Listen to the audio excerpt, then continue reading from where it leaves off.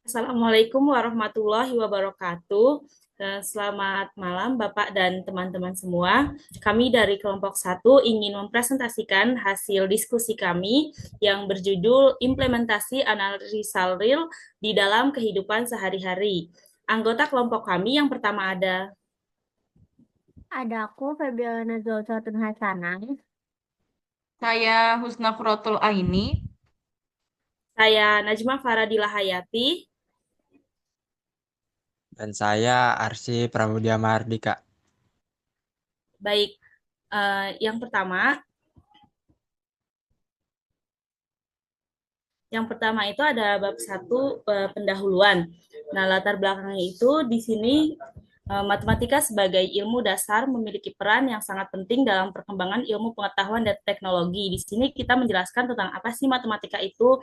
Nah, salah satu cabang matematika yang memiliki kontribusi besar namun seringkali dianggap abstrak adalah analisa real. Nah, analisa real ini sendiri adalah studi matematis yang mendalam mengenai sifat-sifat bilangan real dan fungsi real, serta berbagai konsep penting seperti limit, kontinuitas, turunan, dan integral. Nah, cabang ini tuh menjadi dasar teoritis dari kalkulus dan memberikan fondasi yang kuat untuk banyak cabang matematika lainnya, seperti statistika, aljabar linear, maupun matematika terapan. Nah, tapi masih banyak nih orang yang menganggap kalau analisa itu cuma berfungsi sebagai di dunia akademik, belum terlalu berfungsi di kehidupan sehari-hari. Nah, paradigma ini tuh muncul karena analisa real sering diajarkan dalam bentuk teori murni doang. Nah, lengkap dengan pembuktian matematis yang ketat tanpa menjelaskan keterkaitannya dengan realitis di luar ruang kelas. Nah, akibatnya pemahaman masyarakat terhadap pentingnya konsep-konsep dasar dalam analisa real menjadi sangat terbatas karena gak jarang ya orang yang nyebut kayak apa sih itu matematika, emang apa kegunaan matematika dalam kehidupan sehari-hari gitu, termasuk ini analisa real. Nah, eh, jika dicermati lebih jauh, konsep-konsep dalam analisa real itu memiliki hubungan yang sangat erat loh dalam kehidupan sehari-hari kita. Nah, kayak contohnya kecepatan kendaraan, perhitungan bunga majemuk dalam perbankan, maupun dalam penentuan nilai optimal dalam dunia bisnis. Nah, konsep turunan tuh juga digunakan untuk menganalisis tren pertumbuhan penduduk, prediksi harga saham, serta dalam rekayasa perangkat lunak. Sementara itu, integral digunakan dalam pengukuran luas, volume, dan akumulasi data, nah, kayak konsumsi bahan bakar dan estimasi biaya produksi. Nah, ternyata nggak hanya itu loh, kemampuan berpikir logis dan sistematis yang diasah melalui pembelajaran analisa juga sangat berguna dalam kehidupan sehari-hari. Kaget kan kalian? Nah, ketelitian dalam memahami konsep limit atau pembuktian kekontinuan suatu fungsi melatih seseorang untuk berpikir kreatif, membuat argumen yang terstruktur. Nah, melihat pentingnya peran analisa real, maka sangat perlu untuk memberikan pemahaman yang lebih aplikatif mengenai bagaimana cabang matematika ini dapat diterapkan dalam kehidupan nyata. Nah, di makalah ini kita akan menjelaskan nih bagaimana sih di kehidupan nyata analisa real itu bekerja. Nah, terus diharapkannya juga dari makalah ini dapat memberikan gambaran yang lebih jelas mengenai relevansi analisa real di luar dunia akademik, seperti meningkatkan apresiasi terhadap peran matematika dalam membentuk cara berpikir dan pengambilan keputusan yang lebih rasional dan efektif. Nah, terus selanjutnya ada rumusan masalah. Berdasarkan latar belakang tadi, maka makalah ini memiliki beberapa rumusan masalah yang akan dibahas, diantaranya yaitu apa sih yang dimaksud dengan analisa real, terus apa aja sih konsep dasar dalam analisa real, terus yang ketiga apa saja peran analisa real dalam matematika dan ilmu terapan, terus yang keempat yang sebagai judul kita yaitu bagaimana sih implementasi konsep analisa real dalam kehidupan sehari-hari. Nah, terus tujuan penelitian ini tuh apa sih tujuannya? Nah, tujuannya itu yang pertama mengetahui arti analisa real. Karena kita akan membahas analisa real dalam kehidupan sehari-hari, kita harus juga nih tahu dulu apa sih analisa real itu gitu. Terus yang kedua, mengetahui konsep dasar dalam analisa real. Yang ketiga, ada mengetahui apa saja sih peran analisa real dalam matematika dan ilmu terapan. Dan yang keempat, mengetahui implementasi konsep analisa real dalam kehidupan sehari-hari. Nah, terus kita masuk ke pembahasan ya. Nah, yang pertama tuh tadi ada pengertian analisa real. Sebelum kita ke implementasi kehidupan sehari-hari, kita harus taruh nih pengertian analisa real itu apa sih? Nah, yang pertama itu ada analisa real adalah cabang matematika murni yang mempelajari sifat bilangan real, barisan, deret, limit, kontinuitas, turunan, dan integral secara formal dan mendalam. Berbeda nih dari kalkulus yang bersifat intuitif dan aplikatif, serta analitaris menekankan pembuktian matematis yang rigorous, logis, dan sistematis untuk membangun fondasi kalkulus yang kuat. Nah, di sini ada beberapa pendapat ahli ya, aku bacain satu pendapat ahli. Dalam konteks ini, Sucipto dan Maulidin mengkaji kesulitan siswa dalam memahami konsep bilangan real serta fondasi dari analisa real. Penelitian mereka menunjukkan bahwa banyak mahasiswa yang memiliki hambatan dalam memahami definisi dan sifat-sifat bilangan real, seperti keturunan, kepadatan, dan sifat tak hingga. Permasalahan yang ditemukan dalam penelitian tersebut juga menunjukkan bahwa pendekatan pembelajaran yang tidak seperti mengutamakan hafalan dibanding dengan konsep dan memperburuk penguasaan siswa terhadap materi analisa real. Oleh karena itu, diperlukan pendekatan yang lebih efektif dalam proses pembelajaran seperti penggunaan media visual, diskusi konseptual, dan latihan pembuktian yang insentif. Nah, secara keseluruhan ini, analisa real itu tidak hanya penting mendukung pemahaman matematika lanjutan, tetapi juga menjadi batu ujian untuk mengasah kemampuan logis siswa. Nah, kajian ini itu juga berfungsi sebagai fondasi bagi studi lanjutan seperti teori ukuran, topologi, dan analisis fungsional. Nah, yang berikutnya ada konsep dasar dalam analisa real.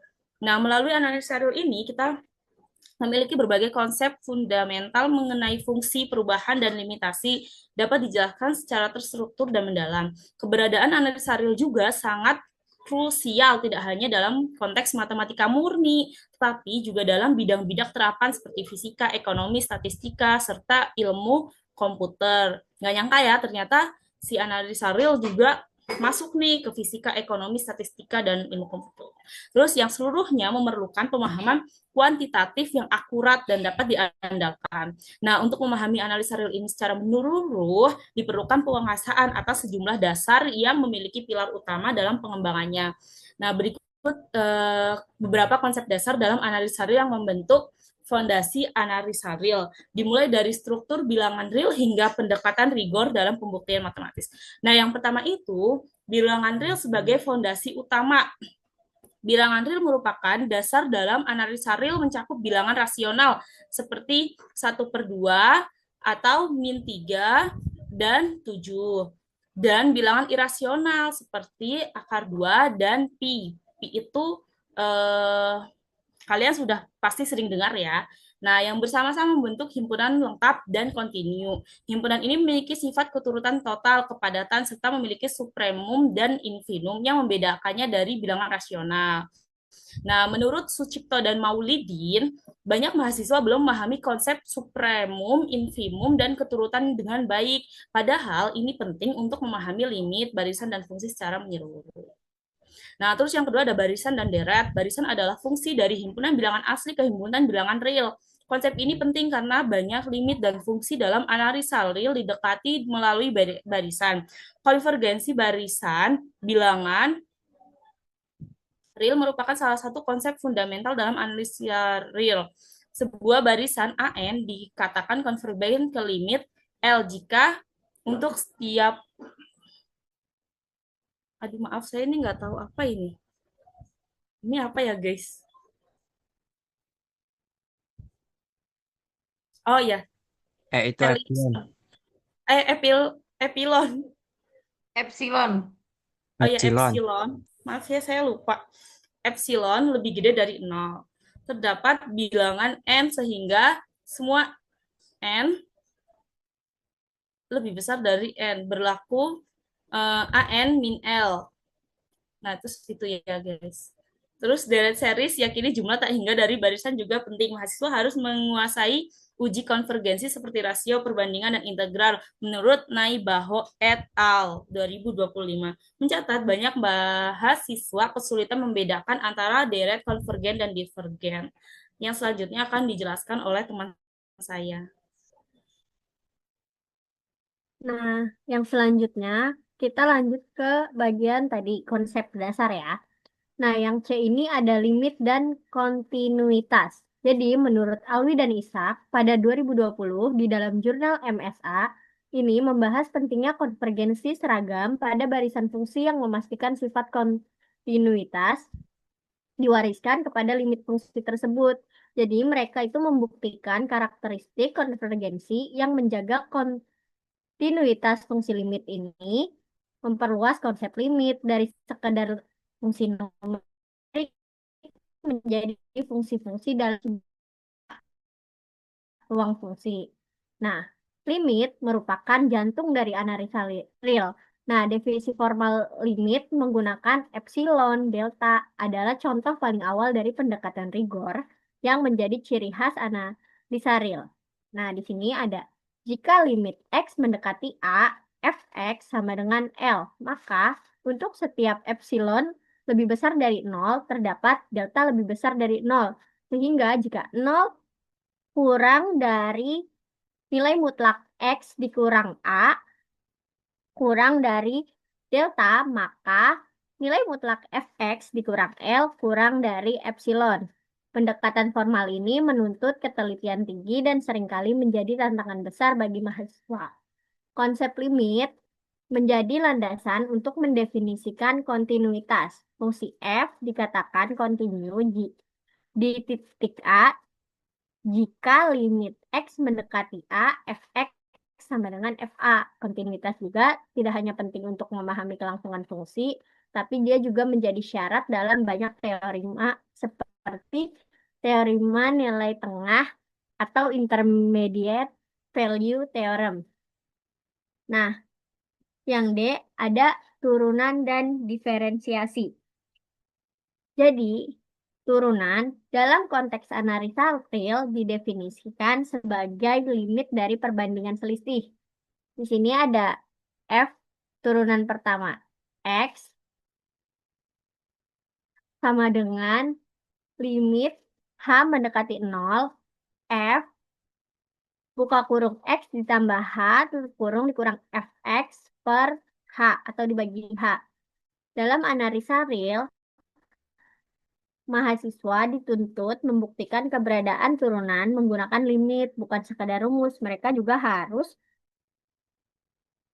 memahami bahwa fungsi kontinu itu belum tentu terdiferensiasi di setiap titik.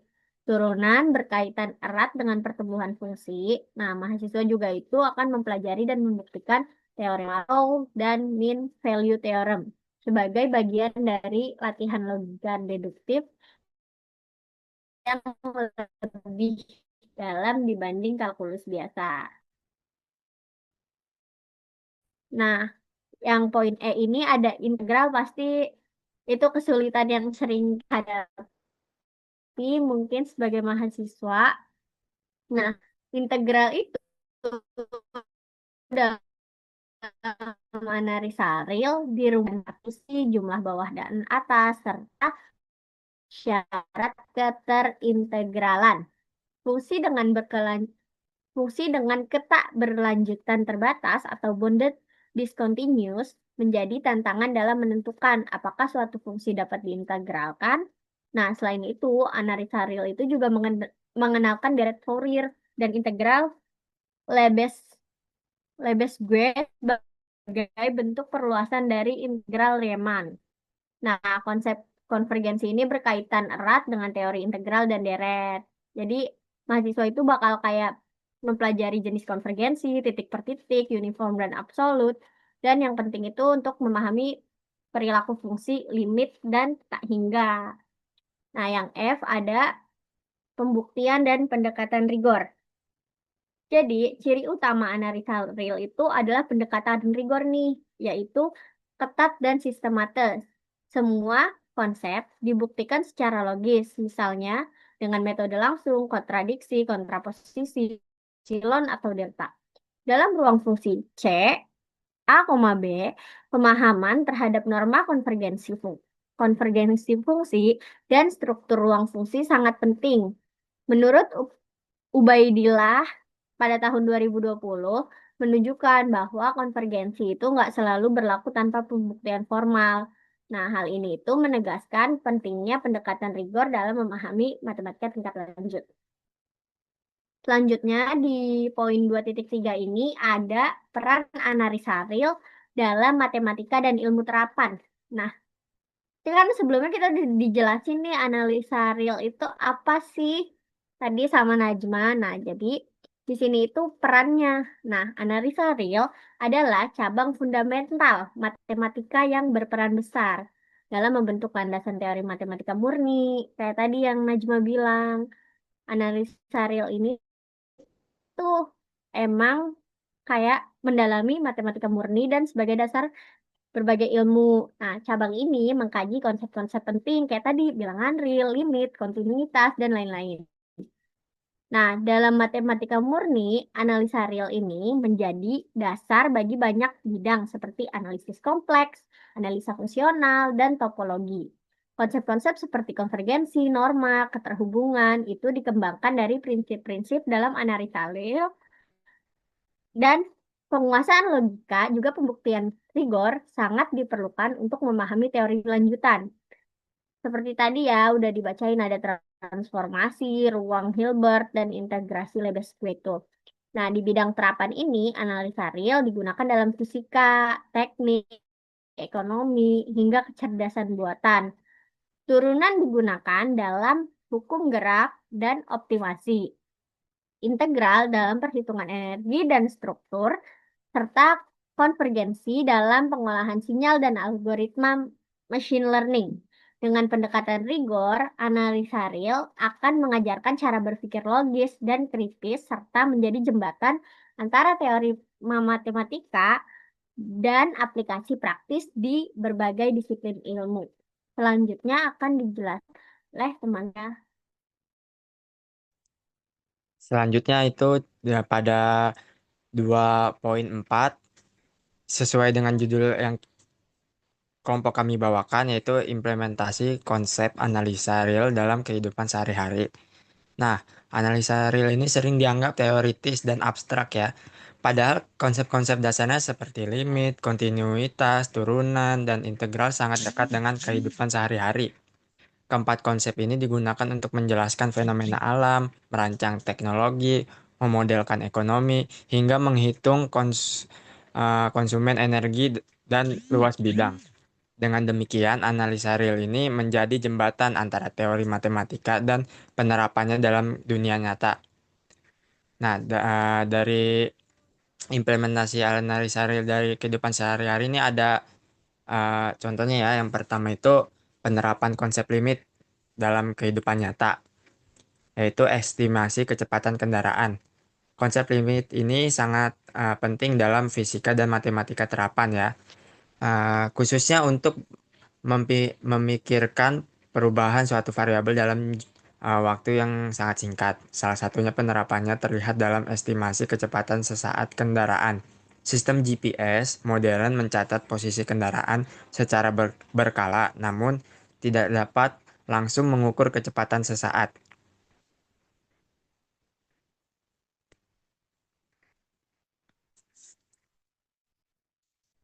Nah, oleh karena itu, digunakan pendekatan limit untuk menghitung kecepatannya berdasarkan perubahan posisi terhadap waktu yang sangat kecil. Ini rumusnya ya, V sama dengan limit uh, apa itu? Uh, limit T mendekati 0. Ini segitiga apa ya? Delta, delta. Oh, itu delta juga. Oh, V sama dengan limit delta T mendekati 0. Delta X dibagi delta T. Meskipun dari rumus itu, meskipun data GPS bersifat diskrit, pendekatan ini memungkinkan estimasi kecepatan yang akurat. Hal ini sangat penting dalam pelacakan kendaraan real time. Sesuai sistem lalu lintas berbasis IoT dan kendaraan otonom, pada kendaraan otonom, kemampuan memperkirakan kecepatan sesaat sangat vital dalam pengambilan keputusan cepat seperti pengereman mendadak atau menghindari rintangan. Tanpa konsep limit, sistem tidak akan mampu merespon dengan presisi yang diperlukan untuk keselamatan. Lalu yang kedua itu perhitungan dalam ekonomi bunga majemuk. Kita sering melihat bunga majemuk itu dalam ilmu matematika keuangan ya. Dalam keuangan ini konsep limit digunakan untuk menghitung bunga majemuk kontinu di mana bunga terus dikapitalisasi tanpa henti menghasilkan pertumbuhan investasi maksimum. Ketika frekuensi kapitalisasinya mendekati tahingga, nilai akhir investasi dihitung dengan rumus A sama dengan limit N mendekati tahingga P 1 ditambah R per N pangkat NT sama dengan PE pangkat RT. Nah, rumus ini menggambarkan pertumbuhan eksponensial investasi yang digunakan dalam berbagai instrumen seperti obligasi, derivatif, dan perencanaan pensiun. Perhitungan yang presisi sangat bergantung pada variabel kecil, seperti tingkat bunga dan durasi investasi. Selain itu, konsep ini juga digunakan dalam analisa risiko, strategi portofolio, dan penilaian ekonomi jangka panjang, menjadikan limit sebagai fondasi penting dalam keuangan modern, meskipun berasal dari konsep matematika yang abstrak. Lalu yang kedua itu kontinuitas dan stabilitas dalam sistem teknologi. Nah, kontinuitas pada sensor itu dan alat ukur itu menjadi salah satunya. Kon- Kontinuitas dalam fungsi matematika berarti bahwa tidak ada lompatan tiba-tiba nilai output ketika input berubah sedikit. Dalam dunia nyata, sifat ini sangat penting untuk stabilitas sistem elektronik dan mekanik. Sensor water flow, misalnya, seharusnya merespon perubahan debit air secara bertahap agar sistem kontrol seperti irigasi otomatis atau sistem pengisian air tidak menghasilkan error akibat lonjakan data. Nah, menurut Nurfajri Hana et al. 2022, mengembangkan alat peraga fisika berbasis sensor water flow yang membuktikan bahwa prinsip kontinuitas mampu mempresentasikan hubungan antara luas penampang dan kecepatan aliran fluida secara halus dan akurat. Nah, yang B ini aplikasi dalam pengolahan sinyal. Nah, dalam bidang pengolahan sinyal digital, kontinuitas digunakan untuk menjaga agar perubahan dalam sinyal di audio, video, atau data digital lainnya tidak menghasilkan distorsi.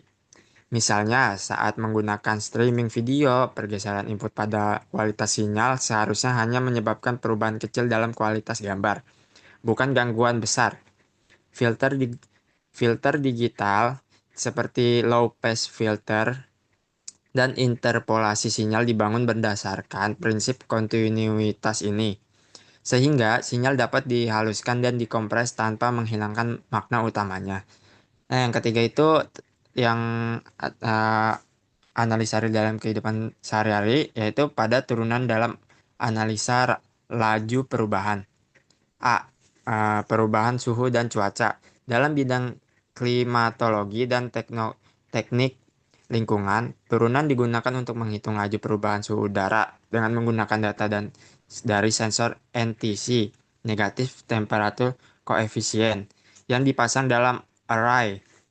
Pada peneliti dapat menghitung nilai turunan suhu terhadap waktu. DT dan memprediksi pola perubahan suhu harian. Menurut Johnny et al. Pada tahun 2023 mengembangkan sistem visualisasi suhu real time dengan metode interpolasi Gaussian dan Python yang memperlihatkan bagaimana turunan dapat dimanfaatkan dalam pengamatan cuaca dan sistem pendinginan otomatis.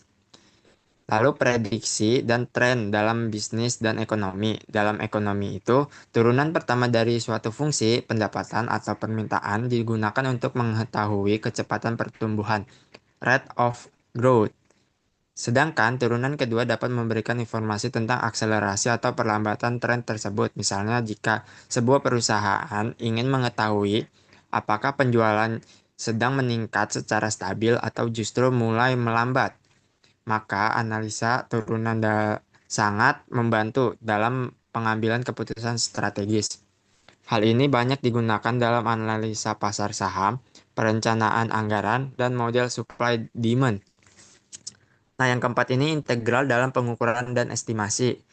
Yang pertama, mengukur luas dan volume. Integral memungkinkan kita menghitung luas bidang yang tidak beraturan atau volume dari objek tiga dimensi yang kompleks.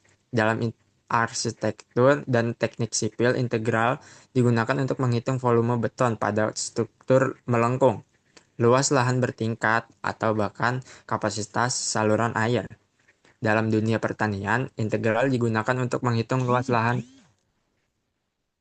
tanam berdasarkan citra satelit atau pengukuran uh, kontur lahan menggunakan GPS, terutama ketika bidang yang diukur tidak berbentuk persegi panjang sempurna.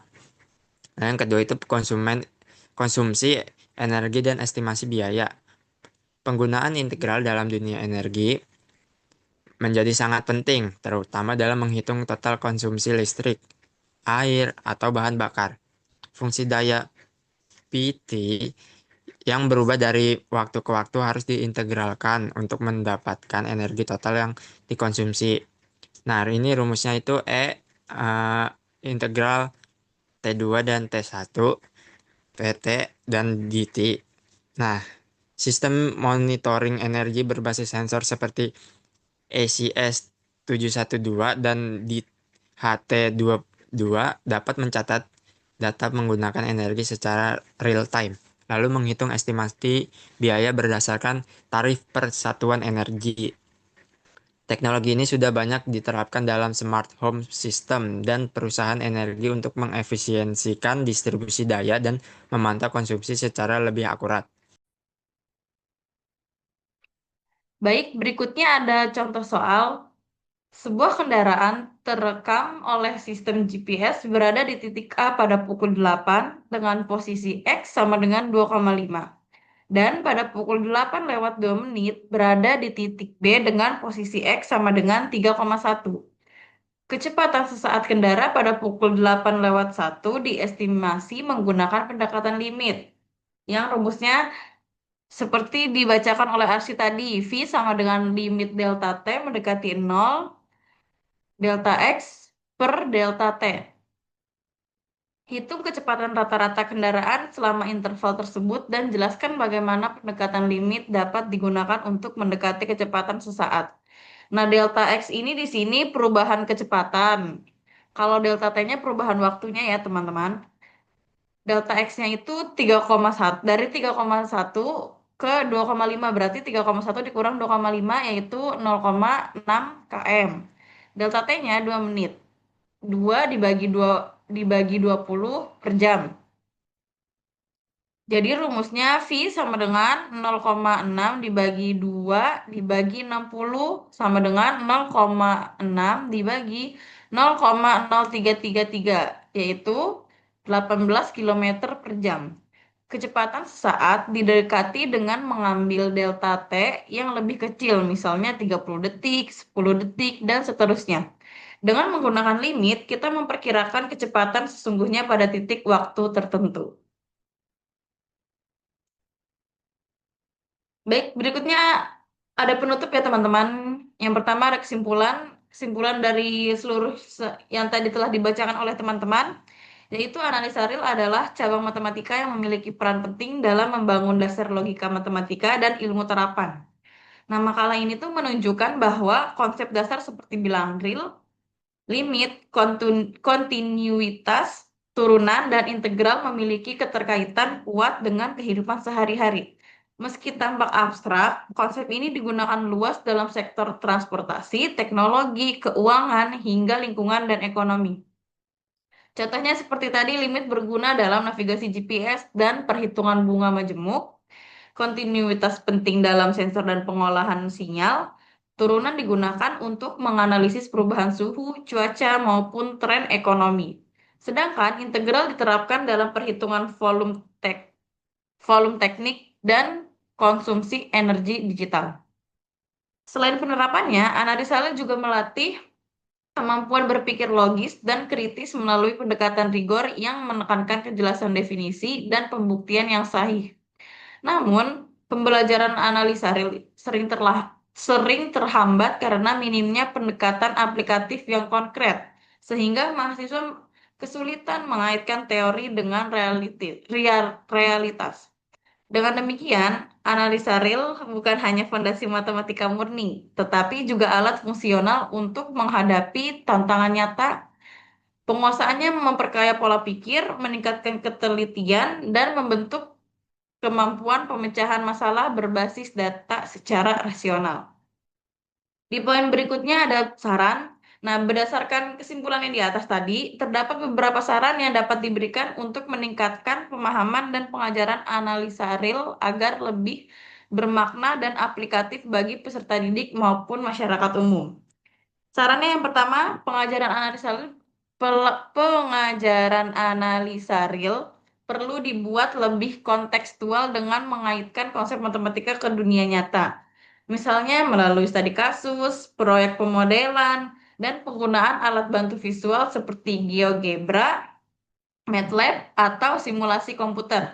Saran yang kedua ada keterampilan berpikir logis dan kritis perlu diperkuat melalui latihan pembuktian, diskusi teorema, dan soal yang menuntut penalaran, bukan sekedar jawaban akhir.